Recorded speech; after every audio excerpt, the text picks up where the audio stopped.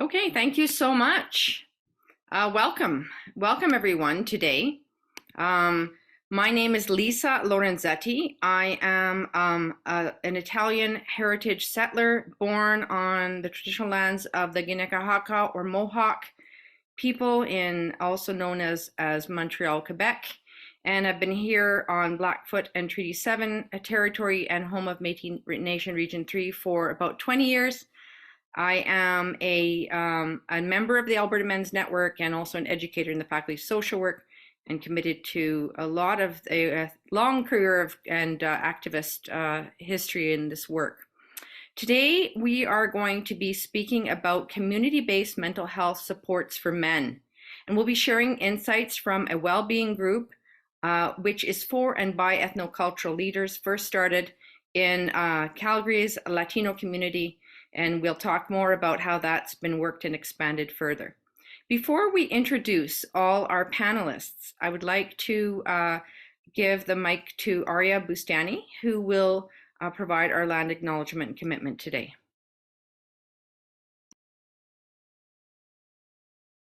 Welcome, Oki. My name is Arya Bustani from Iranian heritage. I came to Canada 25 years ago, and I realized that I need to learn the Indigenous culture and basically being able to respect their values and the Indigenous way of living. And especially that became more important as I learned about the painful history of Indigenous people caused by the settlers. So I promised myself to be a responsible settler. So I'm doing the land acknowledgement today. We would like to acknowledge that our presentation takes place on traditional Blackfoot territory, the land of Treaty 7, and the home of Siksika, Piikani, Kainaiwa, Tsuut'ina, Nakota, including Bearspaw, Chiniki, and Wesley, and the home of Métis Region 3. We invite you to join us in our ongoing commitments to the 94 calls to action of the Truth and Reconciliation Commission of Canada and the 231 calls for justice of missing and murdered Indigenous women and girls and 2SL LGBTQIA+ people. Acknowledging past, present, and future. Acknowledging cultural teachers. Acknowledging our commitments. Thank you.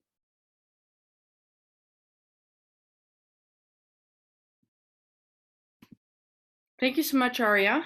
And as you'll see, our commitment as Alberta Men's Network to anti-colonial and anti-racist ways of being and doing in our work will be shared further as we share our presentation. We've put the agenda up here for today, and we'll have that showing while we introduce today's panelists. So I'll just give that over to, I think Jeff will begin, and we'll go from there. Thanks, Lisa. Hi, my name is Jeff Halverson. I'm a white settler of Norwegian, Scottish, and German descent. I was born on the traditional territory of the Tk'emlúps to Secwépemc, and have been working on the Treaty 7 territory for the last 20 years. I have joined the project as first as a researcher and then as a trained facilitator, or gone through the facilitator training. So with that, I'll pass it over to Fanny. Hello, everybody. My name is Fanny Oliphant. I am originally from Mexico, and I had worked as a family counselor for more than 15 years.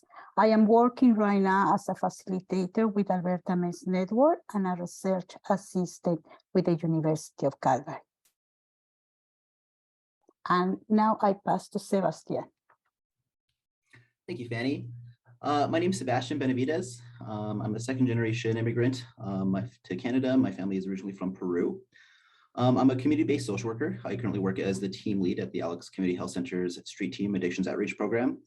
And I'm also a research assistant for the Faculty of Social Work at the University of Calgary. I have also been a participant in the Men's Wellbeing Group and am now a trained facilitator. So from here, I will pass it on to our other panelist, Kamal. Thank you, Sebastian. Hello, everyone. My name is Kamal Katioda. I'm originally from Nepal and currently residing in Lethbridge, Alberta. I'm one of the trained facilitators of the men's well-being and healthy relationship training. Thank you.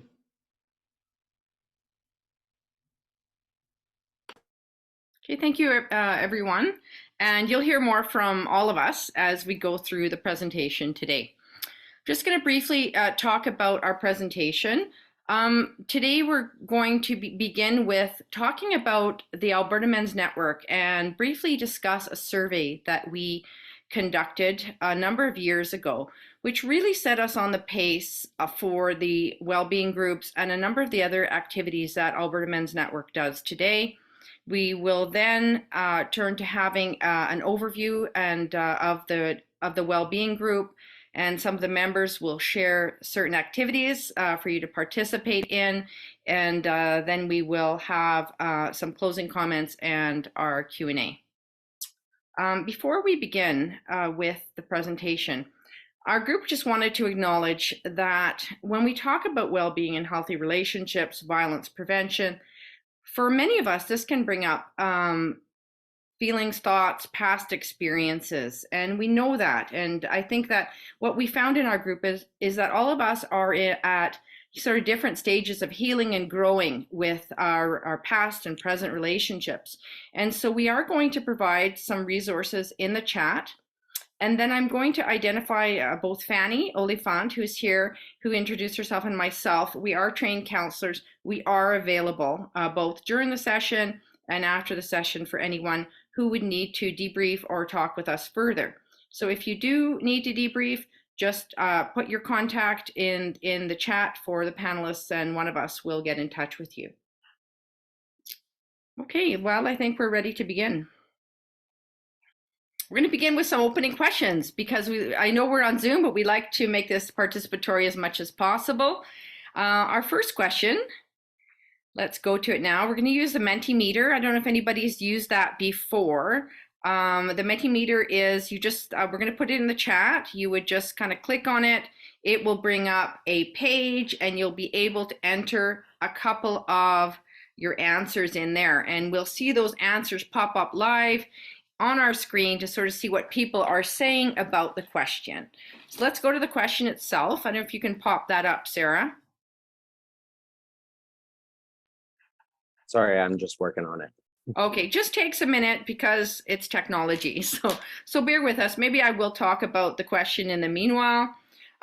So our first question is, what do you think the positive factors or enablers for men's well-being might be? What do you think? Give us a couple of words, some thoughts about what those enablers for well-being and healthy relationships look like.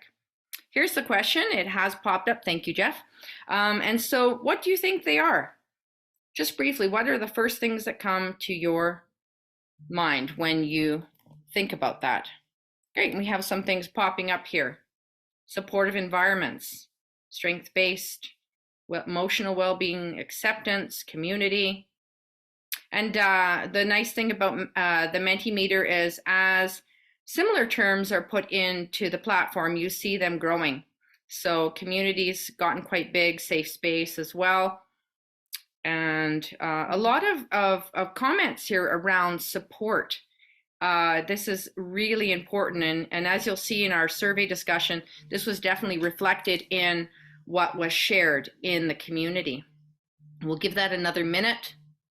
And you see some really important things coming out, like stigma and understanding. Okay, excellent. These are great comments and really connect with what we heard and what we've been hearing in the community as well. Okay, there's still a few more comments coming in. Connection, that's great, and that's super important, and that connects with the ideas of sense of belonging. Sense of mattering, as the knowledge keeper for Alberta Men's Network always said, Adrian Wolflag, you matter, the idea of mattering. Okay, we're going to go to our next question. Thank you so much. This is wonderful, and we'll definitely keep this. I think someone might snap that, and we'll take a picture and keep that for future discussions. And so, of course, conversely, what are the barriers and challenges to men's well-being and healthy relationship? What do you think those are? We'll just give another minute. I think we're going to pop it. I don't know if we've got the link popped in for the second question. Yes, we do. Judgment, isolation.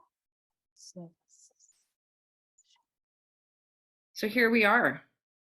Stigma is huge. Toxic masculinity, judgment, loneliness, guilt, and shame. Absolutely. And as Fanny will discuss, these are many of the topics that actually are talked about in the well-being group. The idea of bringing people, supporting people to a place of healing and sense of mattering, of belonging, of breaking down isolation, stigma, and I think oftentimes negative past trauma, which we'll talk about as well. Okay, great comments. So important. And it seems like everyone's on the same page in this group. Thank you so much. And it's interesting because we oftentimes, when we look at working with men, we don't focus on things like loneliness, right? And how do we, we almost go to a problem instead of looking at how to help people feel a sense of belonging. Wonderful. Thank you so much. And so now we're going to turn to Alberta Men's Network and some of the work that we did, what we uncovered in our survey, and how that really shaped the work of our well-being group that is currently running today.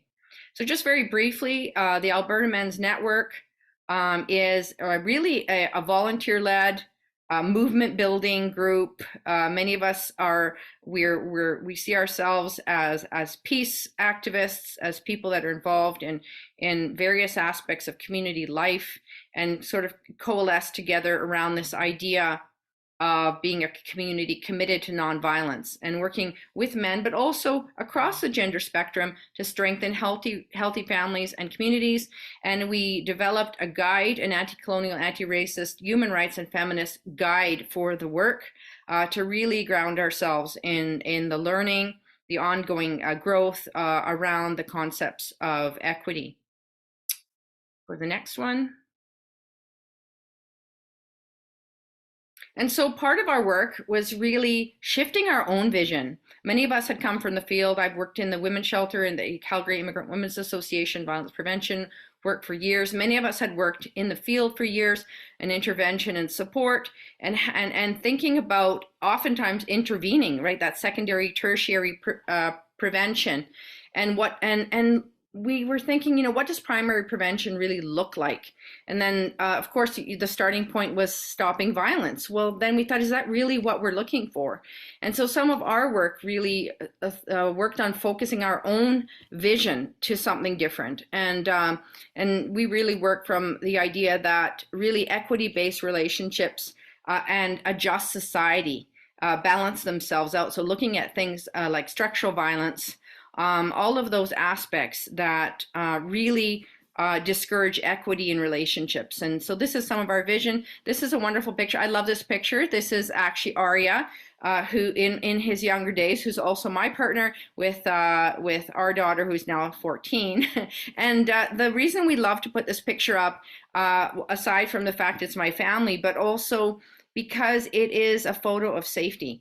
And it really reflects on men's work to create safety in their own homes. So just thought we would share that with all of you today. Briefly, some of you have probably heard about our survey. We ran it in 2015. It's been discussed quite a bit, but we wanted to talk about it for a few minutes in the context of the group that we're running here. And I would say a lot of our projects at the network. And so there was a group that began called Men's Action Network Calgary. Very much supported by the Ethnocultural Council of Calgary and us at the faculty.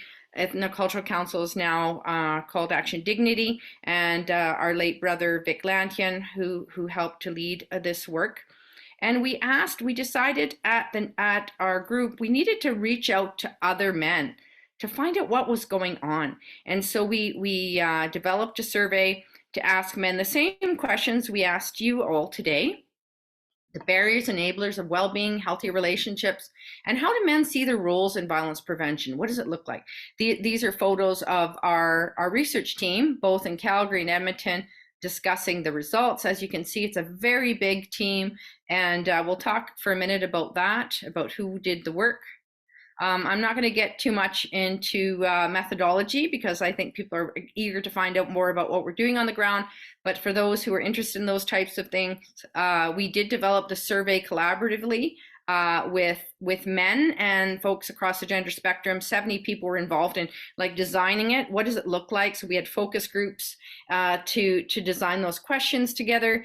And then the questions went out through SurveyMonkey and also in person. And the importance of this is that we did train, I think it was 51 actually, community-based research assistants from across diverse cultures, backgrounds, age groups, genders, really to go and talk to people, paper and pen, iPad in hand, to find out what men were saying. We had a wonderful and diverse response group, I think 30% immigrant and 4% Indigenous. And we had, and we'll talk a little bit more about some of the responses we did get. And that was just because the survey was accessible, available, and it was shared through people who were trusted. We ended up with over 2,000 responses, and you see the counties in blue. So we had a lot of pickup from Edmonton, Strathcona County. We had pickup from Banff. I mean, people all over Fort McMurray wanted to respond to the survey. I think it was the very first time that men were asked, what do you actually need?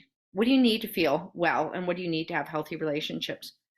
Very briefly, there are a lot of, you can see the survey responses in detail if you go to our website, albertamen.com. But very briefly, this is all respondents. Well, family was one of the top enablers for well-being, and that may not surprise people.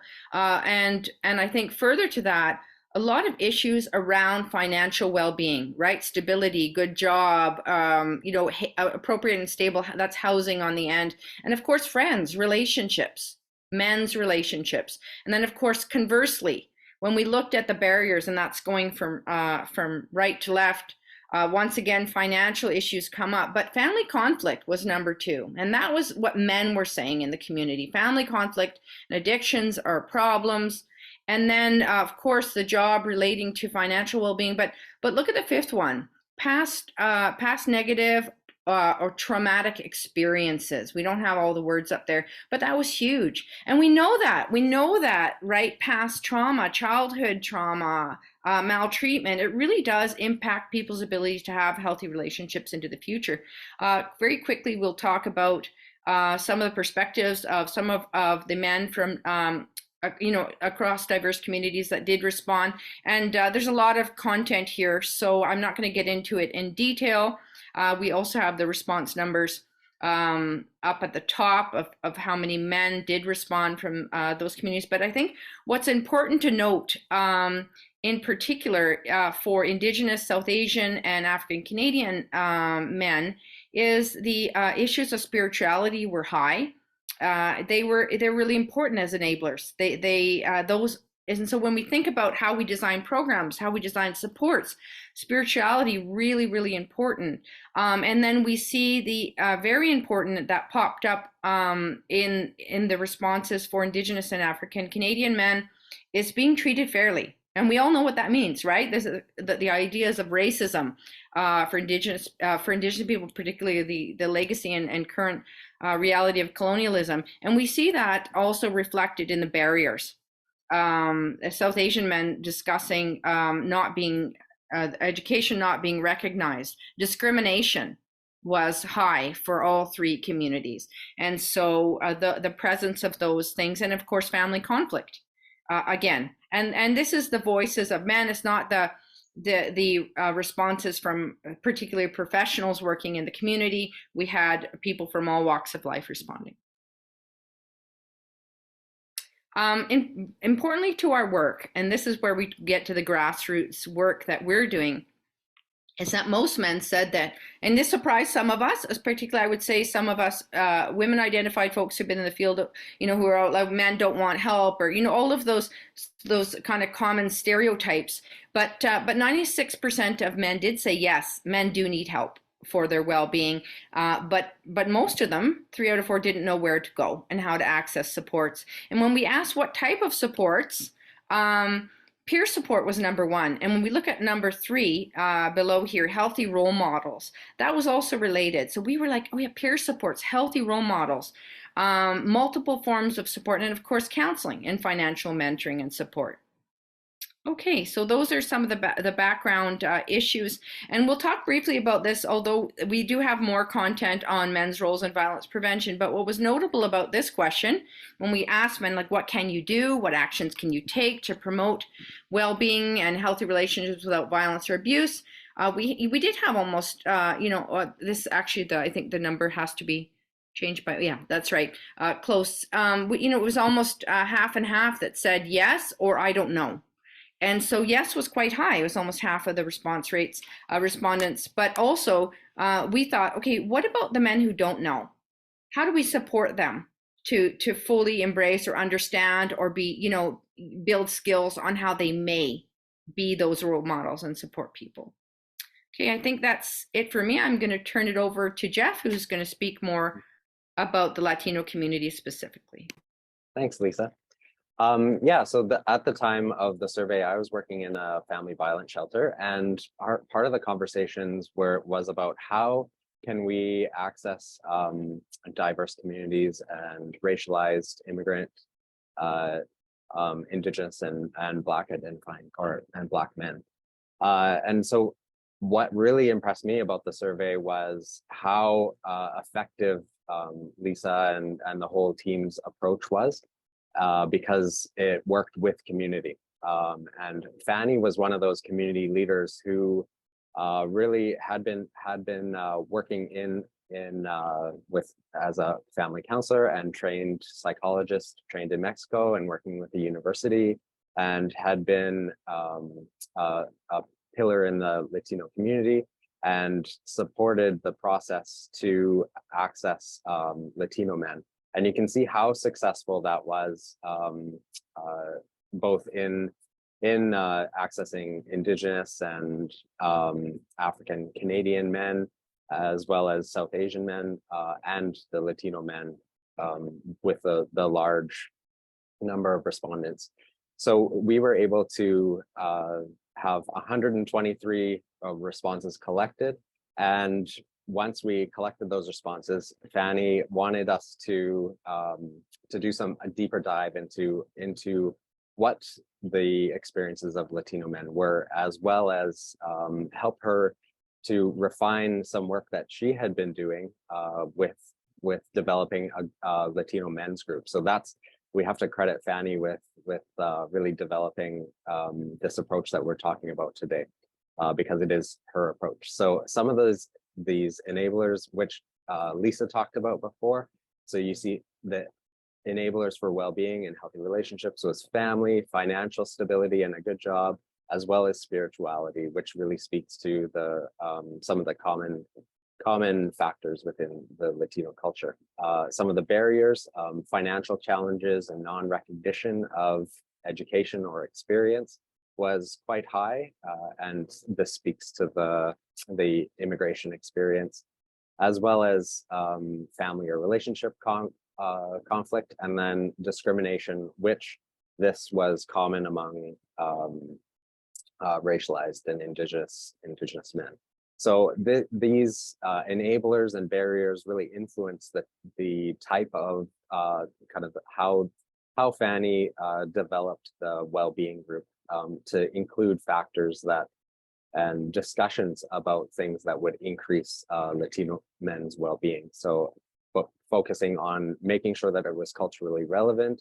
The first group was in Spanish specifically, and talked about family roles and idiosyncrasies of masculinity, such as the care responsibility or the provider role, and the stresses that come around that with immigration challenges.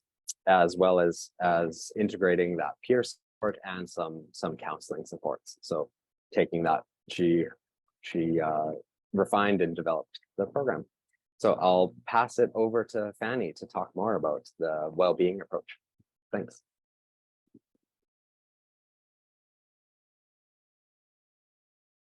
Oh, I think you're still muted, Fanny. Thank you. Thank you very much, Jeff. Yeah, like Lisa said, we had a lot of information after based on the results of the Alberta Men survey. And these responses of the men, they really say they need help and they wanted peer support and group support, but they wanted to do it in a very respectful way. Based on these results, and in the work we have been doing with family violence, we start to develop a curriculum for support groups to enhance men's well-being and healthy relationships. I have started this work many years ago when I was family counselor, but it was in 2019 when the University of Calgary started to support this work, and we started with the first research group. It was in 2019, and it was with the Latino group, and it was done in Spanish. And after that group at that time was presential. Everybody would meet once a week in a special place. But after that, when the pandemic started, we moved our support groups to the Zoom meetings. Now we have done several groups in different populations in English, and the last group we have run was with leaders in the different communities with the idea they can take this work to their own community. The men's well-being group are safe space where the participants are introduced to concepts of personal and emotional safety. They have opportunity for learn and practice self-reflection, and men can have healthy conversation with the support of the facilitator. Men learn and develop new skills through the curriculum content and the theory and the experiential exercise. This curriculum is not just to learn concept, but it's experiential. They have many, many different exercises where men has to take in, have insight, and understand why they are behaving the way they are behaving. We challenge and understand ways of beliefs and idiosyncrasies. And through the group, men build their own understanding of how their experience had affected the way they perceive their world and how they respond to stress.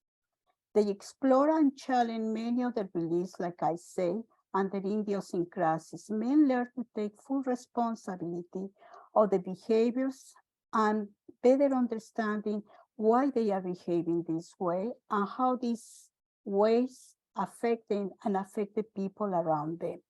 We have worked in developing this curriculum with the idea that the curriculum is relevant and can be used in diverse leaders in the community and to provide well-being in different ethno groups and in different settings.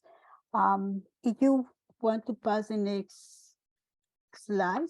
Yeah, safety and respect and confidentiality are really the pillars of the success of these groups.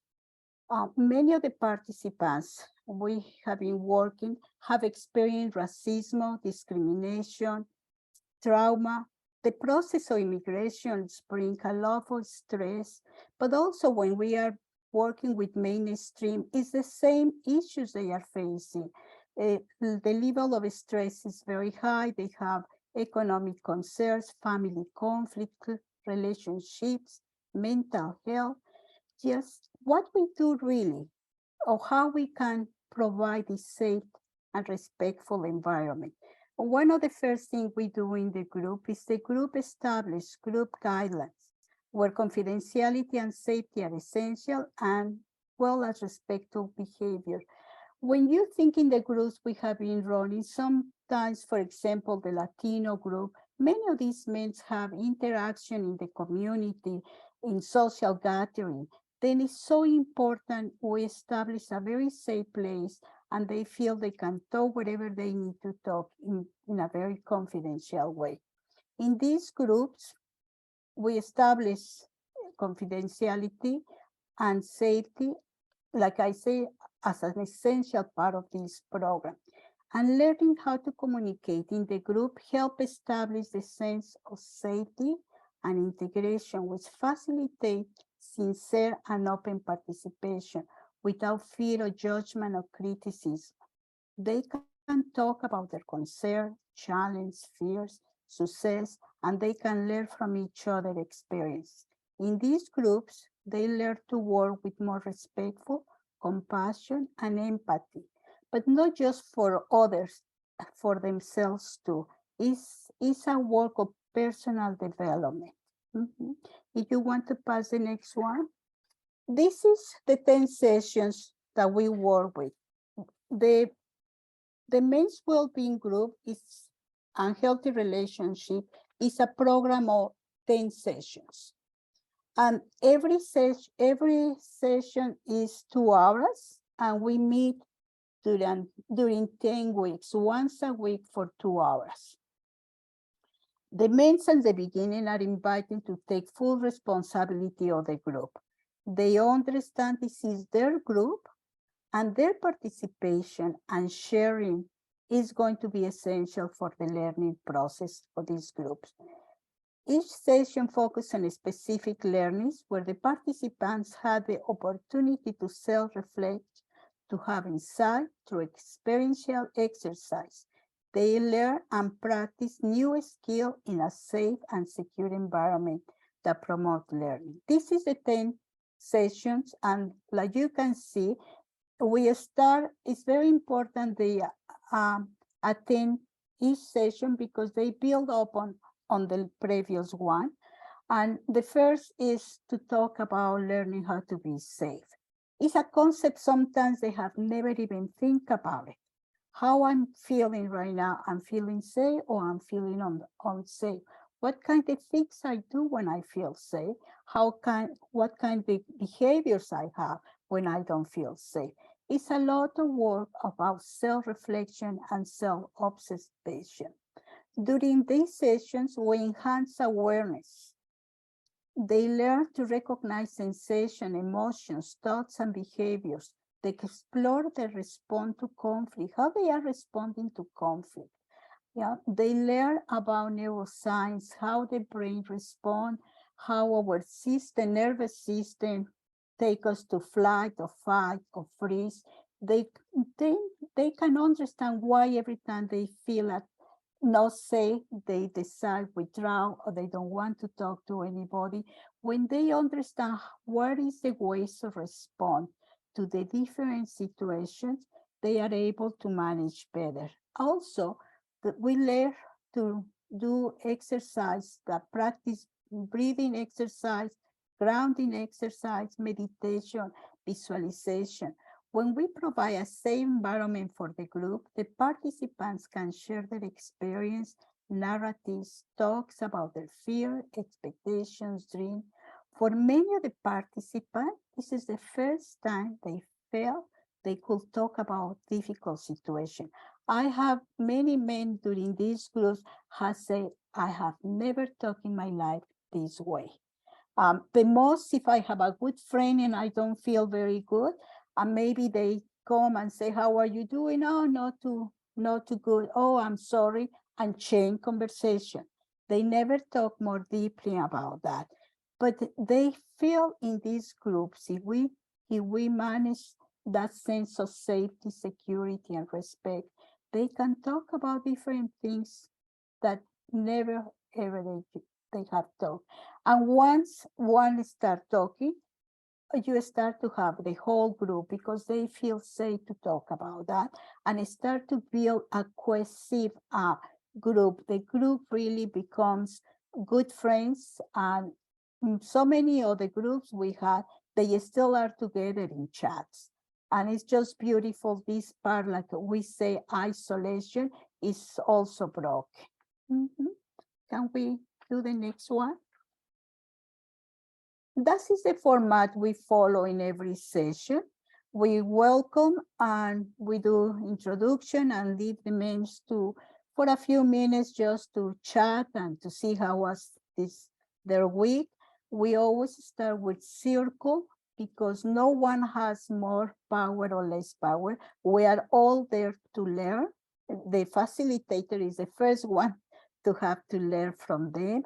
And we create the group guidelines. And after the creation, every session, when we arrive to the group, we review and check if it's something else we need to put there to make us feel safe. Our review, there is a component that they choose every time a behavior or a conduct, or they practice some of the new skills they have learned. And they made a commitment that they are going to practice that skill during the week. And when we come back, they are going to share how was that experience for them. It's a lot of learning in this practice and hearing how other people have done it. Then we initiate our session with the question of the week, and every session has different material, different things that we are going to learn. For example, one of the session, one of the question is how I do respond when I don't feel safe. Yeah. And from there, we start with the topic. We give information. They learn about how the brains can change. We learn how when we are upset, my front part of my brain is not letting me think with the best part of me. Through the exercise, we learn how to do relaxation, mindfulness, learn how to do self-talk. We do a lot of activities in every session. And then we finish the session with choosing what is the skill they are going to practice for the following week. We do the commitment of the week, and we finally do the feedback, and we close the circle, making sure the men go feeling okay with that. We know that men can be part of preventions program, participation in support groups in the community. Through these groups, we can promote men's well-being and healthy relationship, where men can understand and take responsibility of the way they are responding. They have a constructive discussions to enhance the personal life and promote healthy relationship. And I just want to finish saying that after the men has been taking this workshop, sometimes they have been asking if their spouses could take it too.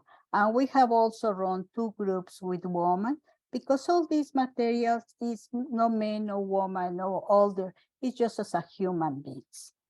Yeah, and with that, I'm going to leave it and pass it to Sebastian. Thanks so much, Fanny. So next, I'd like to invite the group to participate in a really simple activity.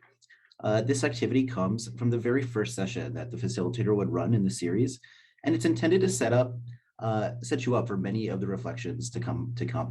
So this activity introduces participants to the concept of taking responsibility to how they are responding to difficult situations in life.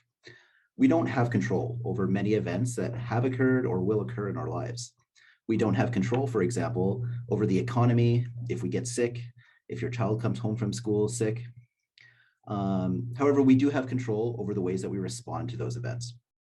So understanding that how we respond is completely up to our own responsibility and can increase the quality of relationships in our lives makes this one of my favorite activities, just because of the simplicity and also the potential for impact that it has moving forward.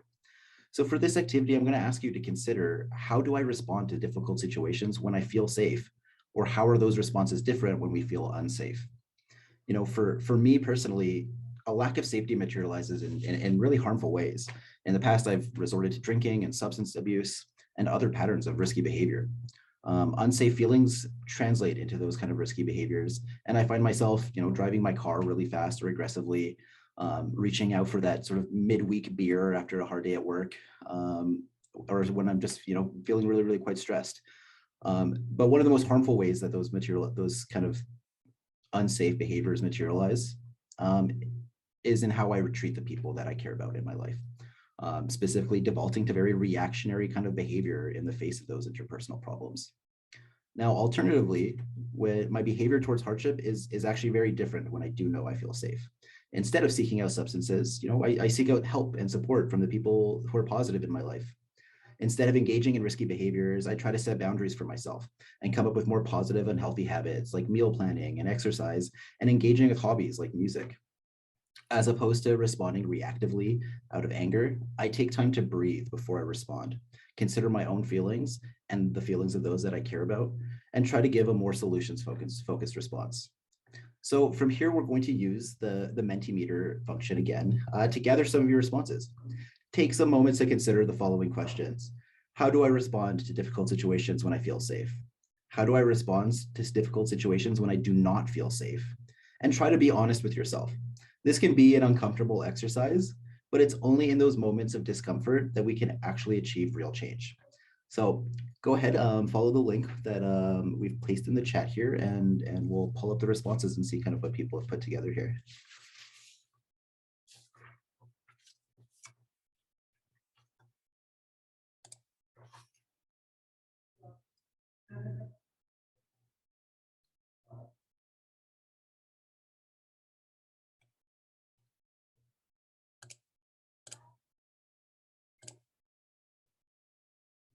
So I'm seeing avoiding, panic, retreating, people pleasing for sure. Isolation, anger is one that I can see is growing. Being defensive, substance use, binging on food and alcohol, right? It doesn't just need to be substances. There's lots of very harmful patterns of behavior that I think we very inadvertently kind of resort to when we're faced with these kind of feelings.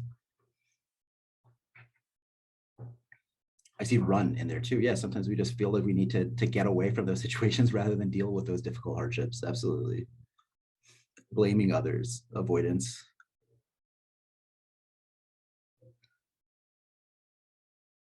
Wow, that's really great. I'm really pleased with that.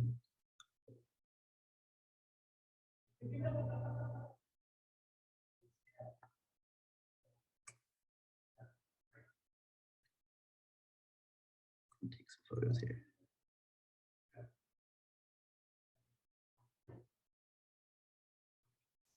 Thanks so much, everyone, for your responses. Maybe we could go to the next question now, too. So how do I respond to difficult situations when I do feel safe? What do those more positive kind of mechanisms look like for folks?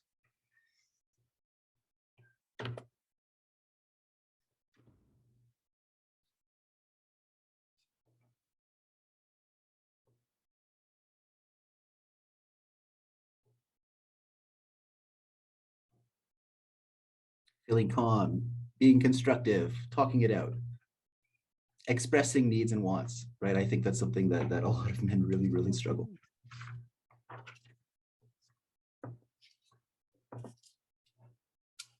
We'll give it just a couple more moments for some of these responses to trickle in. Thanks, everybody.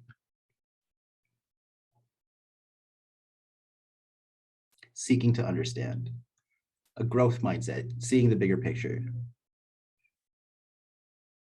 Yeah, and responding with confidence, empathy, thoughtfulness.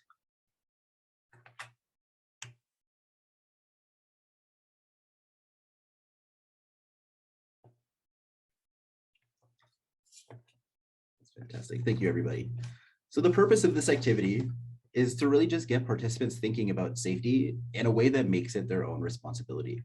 You know, we've seen a lot of these kind of words grow and expand. That indicates that there's a lot of these similar topics are being shared amongst the group here. So things that we kind of ask participants to keep in mind as we go through the 10 sessions is, you know, what are the things that make you feel safe? What are the activities that make you safe? Who are the people in your life that make you feel safe? Your environment, so where do you feel safe? You know, is your workplace a place that you feel safe, or is it kind of a place of contention and stress for you? And what sort of activities and hobbies and actions can we take that allow us to feel safe? Chances are, as you went through this activity, you probably thought of specific people, places, or activities when it comes to safety. And participants in this program will often refer back to this list that they've made throughout the rest of the 10 sessions. So this simple exercise just really helps bring attention to our responses to difficulty in our lives. and invites us to seize responsibility over the things we can control. We may not be able to control an event, but that's only ever half of the equation. And the other half is always our response, and that we can always be 100% in control of that response if we allow ourselves to. So I wanted to share this activity today because it really had a profound impact on me when I first attended this program as a participant. I first became involved with the men's well-being as a research assistant, supporting Fanny, going through some of the participant feedbacks from the Spanish language group, and then later was invited to participate when the group was offered in English. And this had actually come at a very pivotal point of time in my life where I had just come out of a toxic relationship. It was a nasty breakup. I was really sorting through my own feelings of inadequacy and frustration and dealing with a lot of anger and frustration in my personal relationships. For a long time, I found myself hung up on the ways others had wronged me, on the unfair situations I find myself in. And this activity in particular really encouraged me to change a problematic pattern of thinking that I had developed, shifting the blame from frustration, the blame and frustration away from things that weren't in my control, and drawing my attention to things that I could control myself. Now, this kind of pattern breaking behavior doesn't occur overnight, and it doesn't occur just over 10 weeks either. But what was so supportive about this program for me was hearing about how the other men in the group also struggled with these very similar challenges. And when we took the time to think back to instances in our lives where anger and frustration and those unsafe behaviors kind of took over, we were able to identify moments where we failed to take control and responsibility for our actions. And not just for the actions of others, but how we chose to respond to them. And this is still something that I continue to think about in my work and my practice every day. So next up, we're going to be sharing some reflections about the programs and some of the adaptations that we've been working on towards the community. As for me, I work with at-risk youth in a mental health and addiction setting. And one of my aspirations for this curriculum is to be able to implement it with young men and boys living in care. Now, in order to adapt the curriculum for young people, certain portions of a training need to be a little bit tweaked in order to be really relevant for this group. You know, for example, one thing that I even struggled with when we went through the 10 sessions was the sessions around caring parenting, for example. I'm not yet at a point in my life where I'm having children or even considering. And so it wasn't totally relevant for me. But rather, some of those teachings are still so important, especially when it comes to the development of positive relationships between young people and caregivers, mentors, and other positive adults in their life.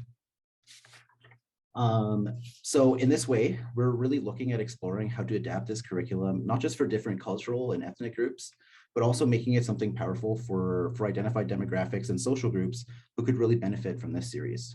So with that in mind, next up, we're going to hear from Arya and some of his personal reflections from the group. Thanks so much. Thank you, Sebastian.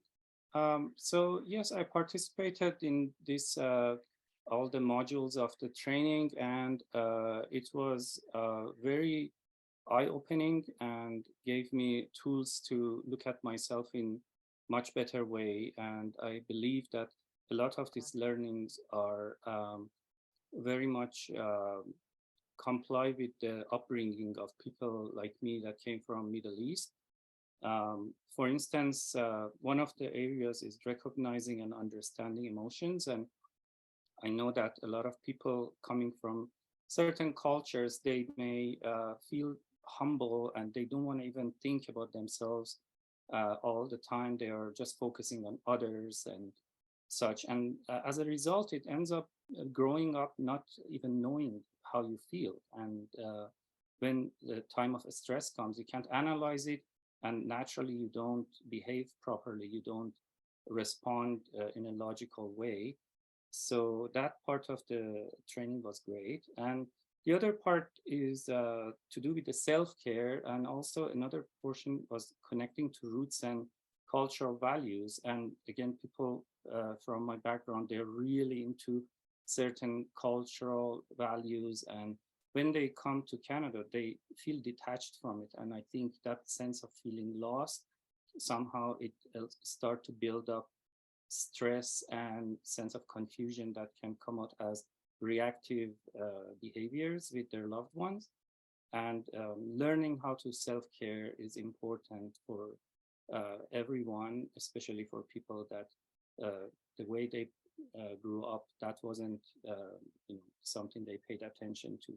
And of course, managing stress and conflict is another one, because a lot of people come from war-torn countries and there are lots of conflicts and oppression.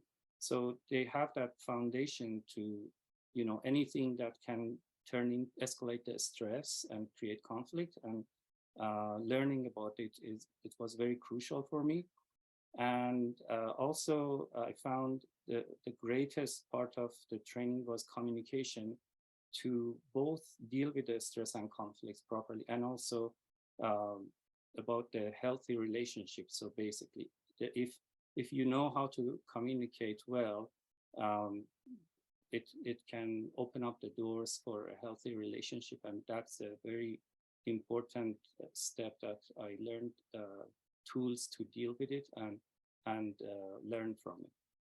Thank you. Yeah, thanks, Arya.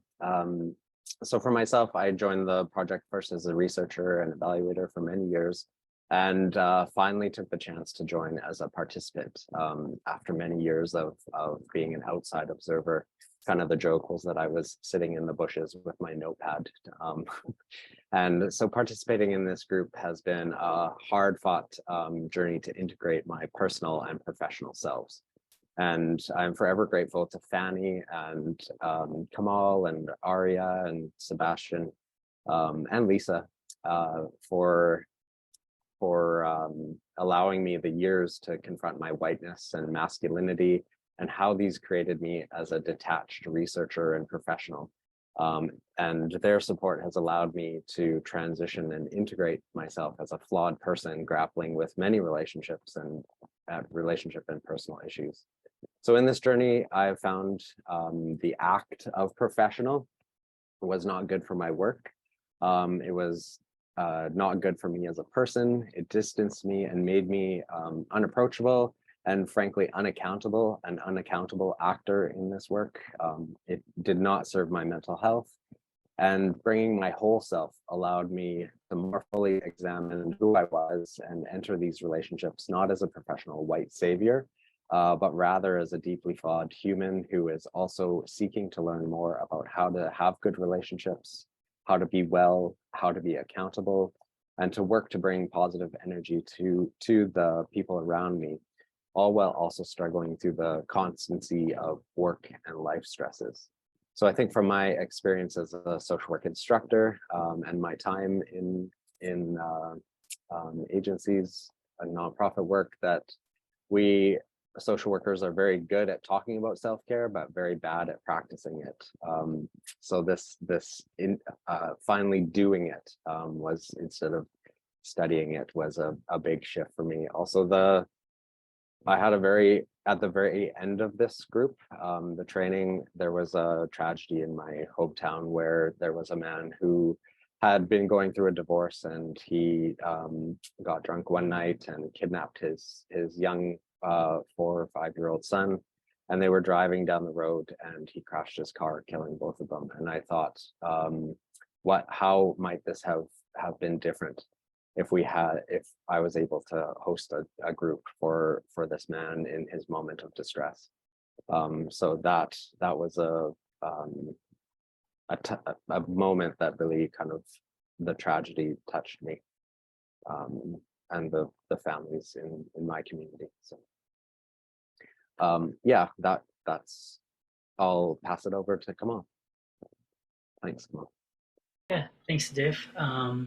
Yeah, I'll share my reflections on the training and discuss how the training is relevant and beneficial for the Bhutanese community here in Lathris. This community I'm personally acquainted with, and so and after that I'll walk us through an exercise from the training. I found the training to be a helpful guide to foster men's mental health and healthy relationships. It is a valuable training and relevant training that can work for men from diverse backgrounds. The training invites participants to be mindful of our day-to-day experiences. For example, noticing how we respond to difficult situations. How do we respond to change? Can we recognize and understand our feelings and emotions?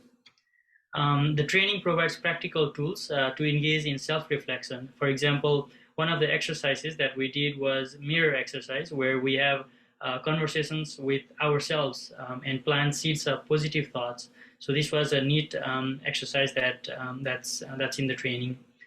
I have to say that attending the training was a positive experience for me. The group provides a safe space for us to engage in brave questions. For instance, we reflect on questions such as, what does it mean to be a man?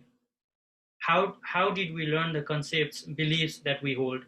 And in this way, we dive into family of origin and address our patterns in behavior. The training is adaptable, and it can work for different ethnic groups. And for Bhutanese community, I'm a member of the Bhutanese community in Lethbridge, and I think the training can be beneficial for this community. I know there are a lot of challenges that individuals and families experience in our community as they adapt to a new environment in Canada. There are changes in family dynamics as the roles and responsibilities would change after moving to Canada. In some cases, children are taking adults' responsibility because of language barrier. So for men who come from patriarchal society where they perceive themselves as head of the family to having to rely on children and other members, how does this impact them and the family and their concept of masculinity? So I think the training is very relevant to our community because the curriculum focuses on confronting expectations of masculinity while deconstructing patriarchal scripts and fostering relational accountability.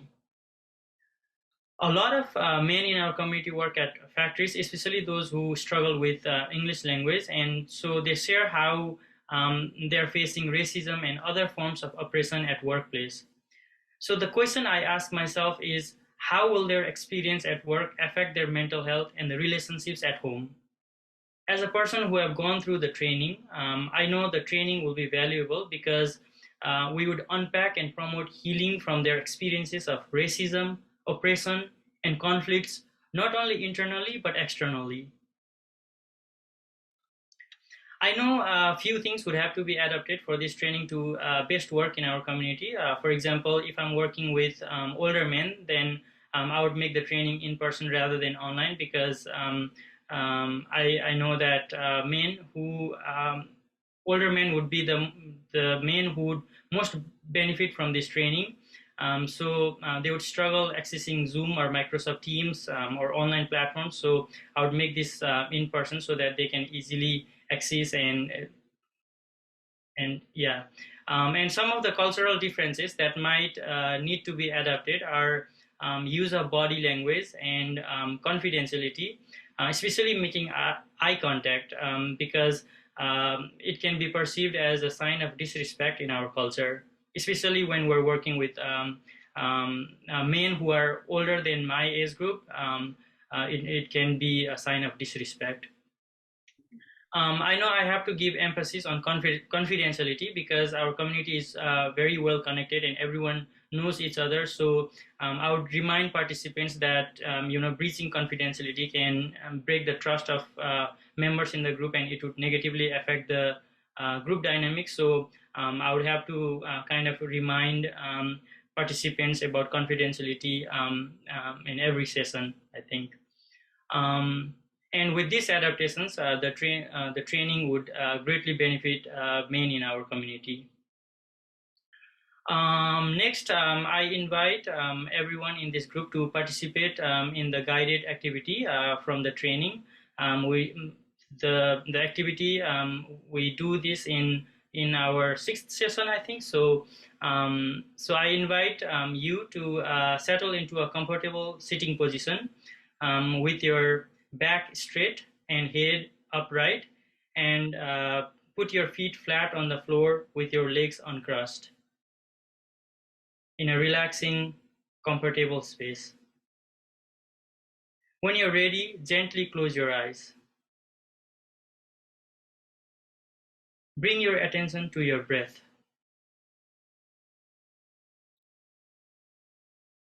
Inhaling and exhaling through your nose. Notice how the air is cool on the inhale and warmer on the exhale.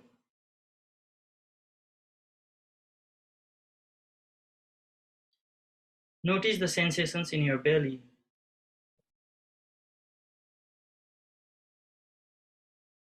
How your belly softens and relaxes, rising and falling with each breath.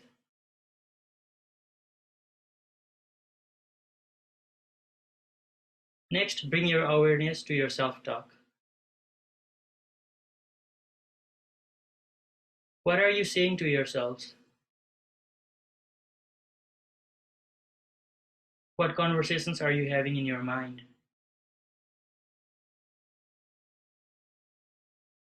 What is the narrative of your thoughts?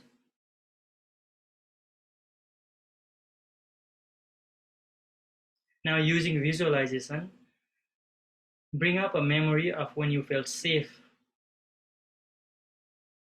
loved, perhaps very happy, grateful, or in peace.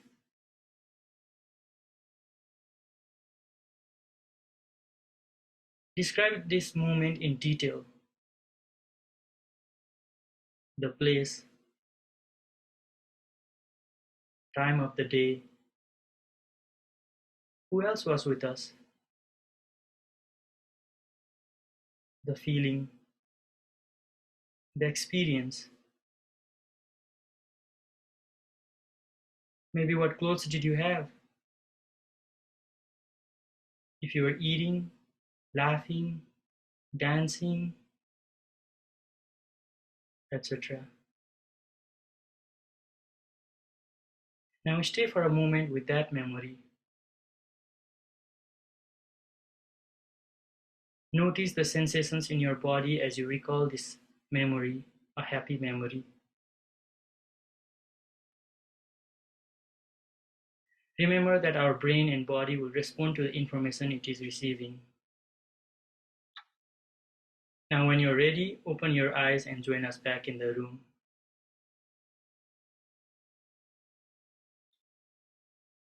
Thank you for participating.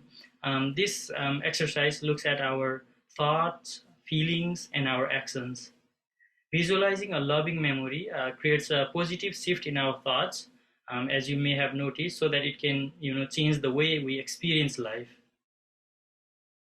Thanks again for your participation. Now I'll pass it over to Lisa. Thank you again. Thank you.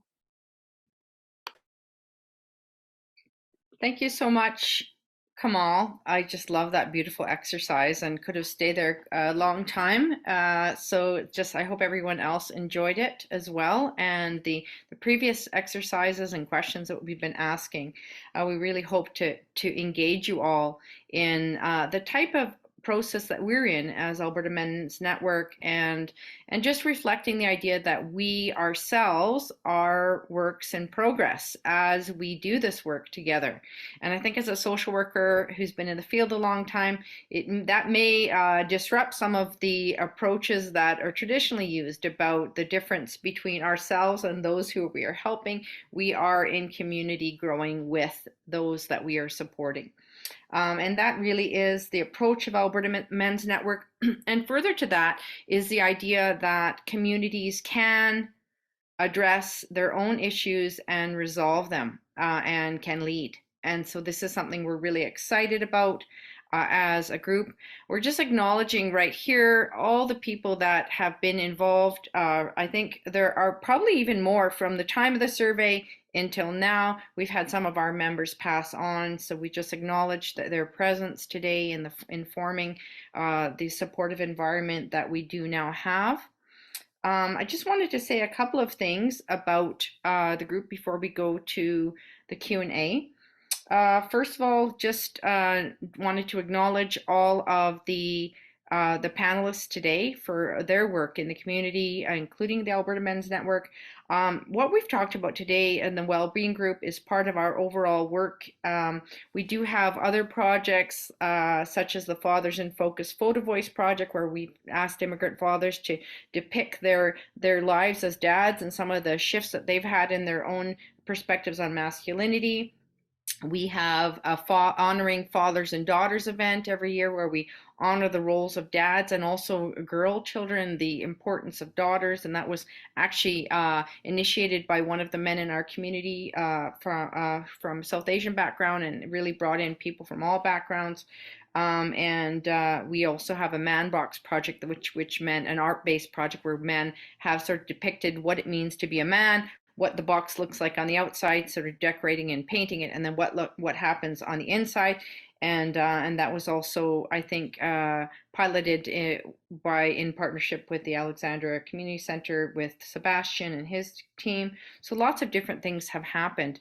I do want to say that we do hope to, so we've been able to expand this group and train leaders, I think, from 5 different ethnocultural communities. We've been leading the group with mixed ethnocultural groups. We have, including, of course, we call the white guys and everybody else. And so just we were laughing about that with Fanny, about how that's supposed to be said. And we really want to continue doing this work. At the same time, Alberta Men's Network is primarily led by volunteers, and we are supported by the Alberta Network of Immigrant Women, Kamal Segal, who we adore, and we are looking for partnerships further on to expand this work. So please connect with us on that. If you're interested, please let us know. If you'd like to learn more about our work, you can put your name in the chat. We will connect with you about some of our upcoming work. And we also do have, you can also reach us on our Facebook, YouTube, Twitter. We do have a quick evaluation, which we'd love people to fill out. Jeff has put it in the chat for everyone, and so please do take a minute, because it does help us. And if you can't fill it out, you can also leave a note in the chat for us. I think is that it for me? I think, Sebastian, we're gonna hand it over to you, Sebastian, to lead the Q&A. Right on. So please, everybody, we have a nifty little Q&A function here. I know there's been a few questions that were asked previously. I will bring those back up to pose in the group, but please feel free to trickle in your questions for the panelists, whether it's for the whole group or if you have a question for somebody specifically. But I think I want to start off with Lauren, who asked that in an organization that is primarily women, how can we integrate more men-oriented classes and groups without it seeming like a group of women lecturing men on behavior, for example?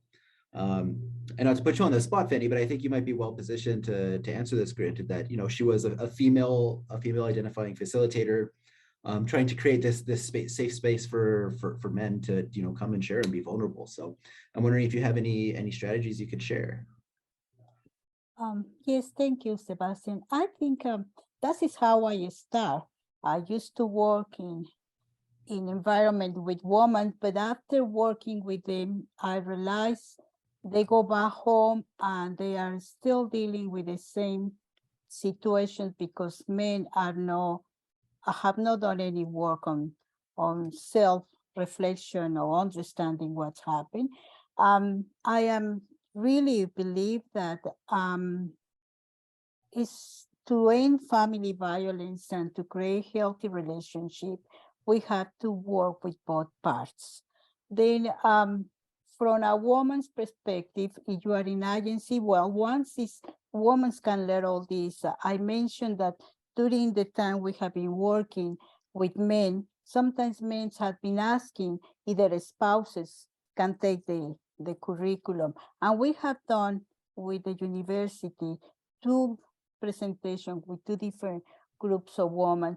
To me, I always think in the family, if somebody change, the whole family will change. Then if the only possibility you have is work with women, you can work with them in this curriculum also, but also maybe sometimes inviting their partners. My experience is the partners, they don't know this program exists. They don't know its help, but like we found in the Alberta Men survey, men wants to have some services. Men needs help for their well-being, but they don't know where to go and look for them. Then maybe the program you have in your agency can expand because will benefit the women and the children in the family if the men are integrated to on a program this way. I believe working with the men or the family will enhance the relationship, the respect and the feeling safe, understanding what they do affect to them and affect the people living with them. Mm-hmm. Thanks so much, Fanny. I want to go next to Paul's question here. Paul asks, were there any challenges in getting men to engage with either the initial research or with the men's groups? And if there were challenges, how are they addressed and hopefully overcome? And I think Lisa wanted to tackle this one. Let's hear from you, Lisa. Yeah, I'll start with that. Others may, I'm not looking at Fanny because Fanny was involved as well. But one of the, I would say it was interesting. Our survey did elicit a lot of responses and actually a lot of media attention. The media wanted to get involved with what we were doing. We were being contacted by many agencies. And I would say that what was different and special about this survey is as I said previously, we're actually asking men, what do you actually need? What do you need to have a good sense of well-being? And what are the barriers? And so it wasn't, we had done violence prevention surveys, we'd done surveys on whether men, sort of the idea of gender equitable views and behaviors, but this was really going deeper. And so we had a lot of people were really wanting to respond. In fact, we shut the survey down. We had said 3 months, but we were just gaining steam. People were responding. People were actually, frankly, a number of people were not happy that the survey had closed. They wanted to respond. They want to do it again. And at the same time, I have to say there is a reality of men's rights work happening in Alberta, which has been there for quite a long time, which oftentimes is very adverse to the work that people like us do. And so there was still some of that people wanted to talk about, well, women are as abusive. There was, and actually when we were doing a Q&A with the media, there were some people calling in, saying these types of things. But even those men oftentimes wanted to respond to the survey. And we were saying, we're not here to talk about who's more abusive. We are talking about well-being. We're talking about healthy relationships, and everyone can get around that. So I think that was a very new thing for Alberta. Similarly, I would say, Fanny, do you want to add your thoughts? Because Fanny was one of the folks going out to Latino churches, a number of organizations to get people to sign up. What was your experience? Well, I think it's question of trust. Yeah, like we mentioned before, many people have suffered for isolation, have suffered because they moved to a new country. They have suffered situation of racism or then they are not trust. They don't trust sometimes the agencies or the people. But most of the work we do is in the community. And if you work in the community and start to know the people, you gain the trust to the people. And then really it's by voice to tell somebody, I have this person, and they just follow up. We haven't had really problems to get the number of people. On the contrary, sometimes the groups seems to be, they are going to be too big, and it's not going to be too big because you want everybody have time and space to be able to talk whatever they need. But I think it's working in the community, trust, gaining trust, and be very respectful. I think that people feel it. I do remember when we were doing the survey, people asked me, I remember one man said, I'm not answered that for what? What do you do with that information? Then when we explain, we want to hear you. And whatever you have to say, we want to start working on that. People, you need to start gaining the trust of the people. You need to go to the community. These workshops, it's better to do it in the community around where people live, instead to asking people to come downtown after. And the time we do these workshops is in the evenings after men are finished their work. You cannot do this work at 3 in the afternoon because everybody's working. We have had groups even on Saturdays. You need to have to be opening to adapt to whatever is the needs of the community you are going to work with. Just to jump in and further say that the 51 trained community-based research assistants were, included men who were very involved in the Buddhist temple, the Cambodian temple, indigenous men who were very involved in a variety of activities and circles that were happening, folks going into the Gurdwara who were part of that community, were bringing surveys in. So people were going to people that they knew. And the element of trust that Fanny talked about was there. And I believe that similar approaches have been used in our groups, in all of the activities of Alberta Men's Network. Word of mouth is extremely important. And this is how we have gathered. So somebody will tell someone that, I'm going to this, right? And then that person will say, okay, I'm going to try that as well. And so those community relationships have been essential. Thank you very much, Fanny and Lisa. Next, I would like to hear from Mohammed. I know Mohammed has his hand up, and we'd like to just invite you to maybe ask your question directly to the panelists here. So I'm going to give you the function to allow you to speak. And please go ahead and ask your question, Mohammed. If they're still available.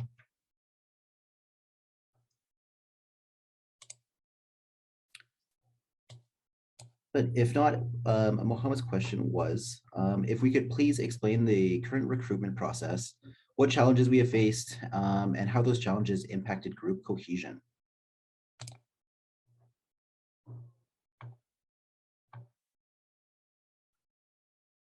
Well, I'm just going to say that the facilitator has to make sure you create a safe space for them, and you do it in the way the learning of the group is depending on how much they want to share and how much they want to be part of the group. It's not somebody had the knowledge, passing knowledge. No, it's experiential. It's telling stories, telling your narrative. And when we go through that, we can be at the same time learning new concepts and new skills, but it's the participants group. Definitely has to be, like I said, confidentiality and completely respect. Yeah, everybody, nobody is wrong. It's just experience they have. And when they understand how they have been responding to different situations, they have survived it. That was the important part. But now if I have new skills, how can I do things different? Mm-hmm. Thanks, Fanny. Yeah, can I jump in maybe too? Yeah. Yeah, because, well, this one has been really interesting to me, kind of coming from the family violence organization, working with the agency ran men's groups for 20 years. And it was really, they ran the groups in the counseling office. And so it was a really fascinating question about how do we take this group outside? And that's where I got involved with Lisa's work and Fanny's work.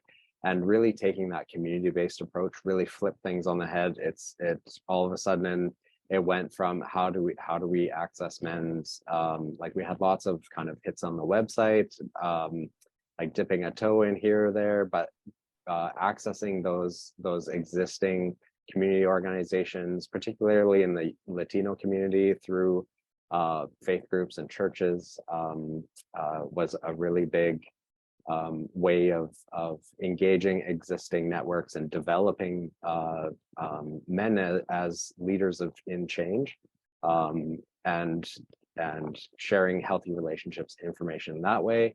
And as well, I think as the group got out there, I think that, Fanny, correct me if I'm wrong, but there was a lot of men who were maybe voluntold by a partner to attend. And I think this is always helpful. And I think that once the men came, and my experience too is Fanny makes such a safe environment where we can really, like, there's no judgment, and really kind of process and work through some really harmful ideas that we've grown up with. So I think that was, that's kind of the recruitment for the groups is really tapping into those existing networks and going where the men are. So do you want to correct my answer, Fanny, or do you have any other? Perfect. Okay, Perfect. No, that's what I learned from you. Yeah. no, it's perfect. It's, many of these groups we have run is in churches. People are already there, they have their group and they want to learn something. Then we arrive in the communities. We need to go to the community rather than ask men to come to us. I'd just like to address, there's been a few questions about just connecting with our organization to learn more about the work that we've done or about opportunities for future group offerings.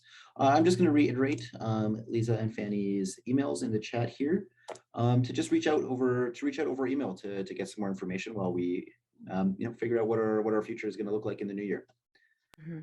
Can I add, Sebastian, to that? I was going to say that, I think Alberta Men's Network has been around a while, and there is a challenge, and I'm coming from a lens of having worked in organizations. There is a challenge to funders regarding communities actually addressing their own issues and training community-based leaders who may not be psychologists, social workers, etc., counselors, to actually work within a peer support model. So we have experienced that challenge. We have experienced it, I think, in all of our work, and therefore, so with the question of further groups, we are looking to do that. We have the wonderful support of the Alberta Network of Immigrant Women, but we are still, I think, trying to bridge the gap between traditional client services and what we're doing on the ground. Thanks for that note, Lisa. Listen, we have lots of thank yous in the chat too. Thank you guys very much for the kind words and for supporting our work. Everybody here is very, very passionate about men's well-being and the future of AMN. So it's really great to see how well received this is. I'm not seeing any entirely new questions from here, so maybe this is a good time to wrap things up. So once again, I would just like to give a final thank you to all of our panelists and all the men here today for sharing, as well as Fanny and Lisa for lending their expertise here today. We need to give a tremendous shout out to Sarah Thomas. These things are very, very difficult to do without somebody working magic in the background and working on technical issues. And today our wizard behind the scenes is Sarah, so a big shout out to her. And as well as a big shout out to Dawn and Zoltan and the communications team over at the Faculty of Social Work for both helping us present, recruit, and just putting out this information so we can get it out to the community. So thank you very much, everybody, for attending. It's been a pleasure to share this time. Thank you.